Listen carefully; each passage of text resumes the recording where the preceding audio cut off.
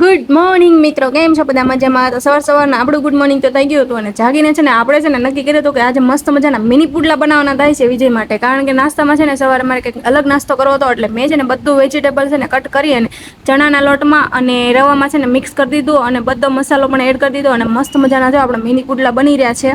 અને ચાલો બધાને નાસ્તો કરવો હોય તમારા ઘરે. અને છે ને મેં આ વિજય માટે ખાસ કરીને બનાવ્યા હતા. મેં એને કાંઈક યુનિક નાસ્તો કરવો હોય ને એની માટે મહેનત કરી થોડીક, પણ એને તો છે ને કાંઈ કદર જ નથી. ગમે એટલું સારું નાસ્તો બનાવીને આપીએ પણ એને છે ને કાંઈ સ્વાદમાં ખબર પડતી જ નથી.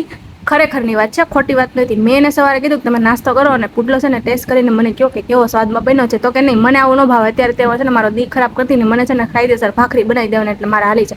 મેં કીધું તમને છે ને ભાખરી જ પોહાય, તમને છે ને નવીન નાસ્તો હાલે જ નહીં.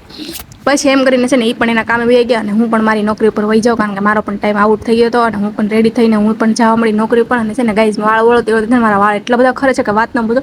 તમારી પાસે છે ને આનો કોઈ ઈલાજ હોય તો મને જરૂરથી કમેન્ટમાં કહેજો, જેથી કરીને ઉપયોગ કરો ને મારા વાળ ખરતા બંધ કરું. ચાલો આપણે તો રેડી થઈ ગયા ને આપણે જઈએ છીએ નોકરી ઉપર. તો મળીએ પાછા નેક્સ્ટ વિડીયોમાં. વિડીયો ગમે તો લાઈક, શેર, સબસ્ક્રાઈબ જરૂરથી કરજો. Bye bye.